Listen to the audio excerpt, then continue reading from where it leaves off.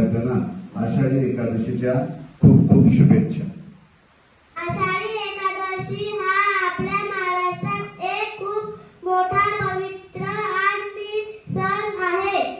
हा सण आषाढ महिन्यातील शुक्ल पक्षातील एकादशीला साजरा संत मुक्ताबाई म्हणजे ज्ञानदेव कर अखंड हरीचे सेवा। मी संत ज्ञानेश्वरांची लहान बहीण संत मुक्ताबाई।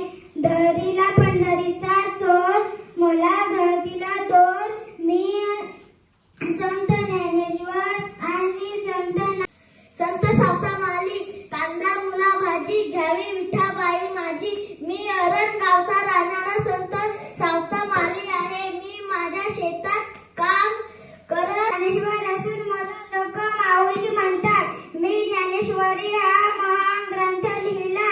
विठ्ठलाच्या आषाढ महिन्यातील शुक्ल पक्षातील एकादशीला साजरा करतात। या पवित्र दिवशी भगवान विष्णूचे रूप असलेल्या विठ्ठल रुक्मिणी हिंदू धर्मातला चातुर्मास सुरू होतो।